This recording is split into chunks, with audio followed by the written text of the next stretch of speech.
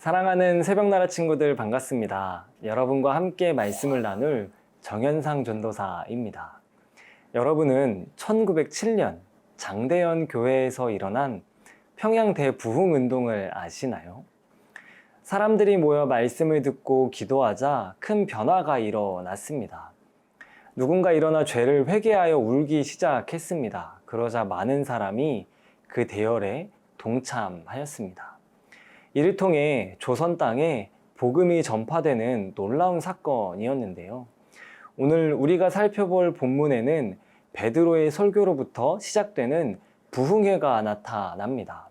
이는 그들이 예상하지 못한 결과로 이어졌는데요. 오늘 묵상을 통해 그리스도인의 삶을 나누길 소망합니다. 말씀의 제목은 어떤 부흥회입니다. 오늘의 말씀은 사도행전 10장 34절에서 48절입니다. 그러자 베드로가 말하기 시작했습니다. 이제야 내가 깨달았습니다. 참으로 하나님께서는 사람을 겉모양으로 차별하지 않으시고 하나님을 경외하고 의를 행하는 사람들이라면 어떤 민족이든 받아주신다는 것입니다. 하나님께서 모든 것의 주이신 예수 그리스도를 통해 평화의 복음을 이스라엘 백성들에게 전해주신 것을 여러분도 잘 알 것입니다. 요한이 세례를 전파한 후에 갈릴리에서 시작해 온 유대에서 무슨 일이 있었는지도 알 것입니다. 하나님께서 나사렛 예수에게 성령과 능력으로 기름 부으신 것과 하나님께서 예수와 함께 하심으로 예수께서 선을 행하시고 마귀의 능력 아래 짓눌려 있던 사람들을 모두 고쳐주시며 두루 다니셨습니다. 우리는 예수께서 유대 사람들의 땅과 예루살렘에서 하신 모든 일의 증인입니다. 그들은 예수를 나무에 달아 죽였지만 하나님께서는 3일째 되는 날 예수를 살리셔서 사람들에게 나타나게 하셨습니다. 그러나 모든 사람이 다 본 것이 아니라 하나님께서 미리 선택하신 증인들, 곧 예수께서 죽은 사람들 가운데서 살아나신 후 함께 먹고 마셨던 바로 우리에게만 보여주신 것입니다. 예수께서는 우리에게 사람들에게 말씀을 전파하라고 명하셨습니다. 살아있는 사람과 죽은 사람의 심판자로, 그리고 하나님께서 세우신 이가 바로 자기임을 증언하라고 하셨습니다. 모든 예언자들도 예수를 믿는 모든 사람은 그 이름으로 죄 용서를 받게 된다고 증언했습니다. 베드로가 이렇게 말하고 있을 때 말씀을 듣고 있던 모든 사람에게 성령이 내려왔습니다. 베드로와 함께 온 할례 받은 신자들은 성령의 은사를 이방 사람들에게까지 부어주시는 것을 보고 깜짝 놀랐습니다. 사람들이 방언으로 말하고 하나님을 찬양하는 소리가 들렸던 것입니다. 그때 베드로가 말했습니다. 이 사람들도 우리와 마찬가지로 성령을 받았으니 물로 세례 주는 것을 누가 막을 수 있겠습니까? 그래서 베드로는 그들에게 예수 그리스도의 이름으로 세례를 받으라고 명했습니다. 그 후 그들은 베드로에게 자기들과 함께 며칠 더 머물다 갈 것을 간청했습니다. 베드로와 고넬료의 만남을 통해 역사적인 사건이 시작됩니다. 그 시작은 베드로의 설교입니다. 우리 함께 본문 34절에서 35절 말씀을 보겠습니다. 그러자 베드로가 말하기 시작했습니다. 이제야 내가 깨달았습니다. 참으로 하나님께서는 사람을 겉모양으로 차별하지 않으시고 하나님을 경외하고 의를 행하는 사람들이라면 어떤 민족이든 받아주신다는 것입니다. 그는 설교를 시작하며 자신의 깨달음을 전합니다. 지금까지 그는 하나님을 유대인만을 위한 분으로 생각했습니다.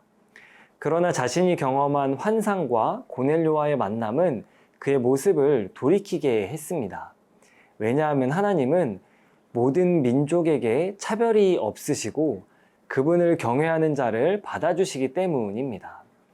지금 우리에게는 너무나 당연하게 받아들여지는 사실입니다. 사실 유대인의 관점에서 보자면 지금 우리도 이방인입니다. 우리에게도 복음이 전해졌다는 사실은 하나님은 이방인에게도 동일하신 분이라는 점을 이야기합니다. 하지만 당시 유대인에게 이는 전혀 예상하지 못했던 사실입니다. 그렇기에 그들에게 이 부분은 충격적인 사실로 다가왔습니다. 이후 베드로는 담대히 복음을 전합니다. 그가 전하는 복음의 중심에는 한 가지가 있는데요. 우리 함께 본문 39절에서 40절 말씀을 보겠습니다. 우리는 예수께서 유대 사람들의 땅과 예루살렘에서 하신 모든 일의 증인입니다. 그들은 예수를 나무에 달아 죽였지만 하나님께서는 3일째 되는 날 예수를 살리셔서 사람들에게 나타나게 하셨습니다. 베드로가 전하는 복음의 핵심, 그 부분은 그리스도의 십자가입니다. 예수님의 십자가는 우리를 향한 하나님의 사랑을 확증합니다. 사람들은 예수님을 나무에 달아 죽였습니다. 그러나 하나님은 그분을 다시 살리셨습니다. 그렇기에 예수님의 십자가는 우리를 향한 하나님의 사랑입니다. 우리는 이 십자가를 통해 하나님께 나아갈 수 있음을 알게 됩니다. 사랑하는 새벽나라 친구 여러분, 베드로를 통해 주어진 십자가에 대한 복음. 이 말씀을 들은 우리는 어떠한 삶을 살아야 할까요? 본문에서는 하나님의 증인이 되어 살아갈 것을 말씀하십니다. 오늘 하루 살아갈 때 예수님의 십자가 증인이 되어 살아가길 소망합니다. 우리가 아는 것처럼 증인은 어떤 사실을 증명하는 사람입니다. 마치 법정에서 자기가 경험한 사실을 진술하는 사람처럼 말입니다. 내 삶에서 경험한 예수님의 사랑을 전하는 사람, 그 사람이 오늘 우리가 되길 축복합니다.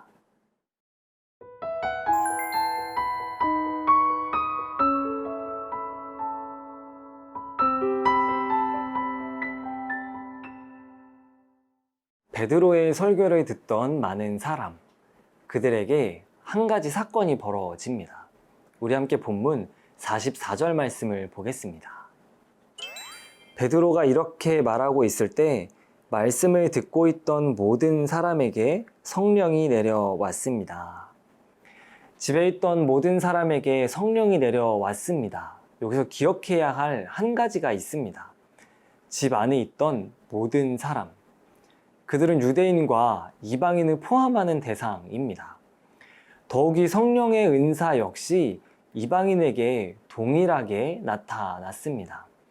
이는 한 가지 사실을 알게 합니다. 성령님은 사람의 의지대로 행하시는 분이 아니십니다.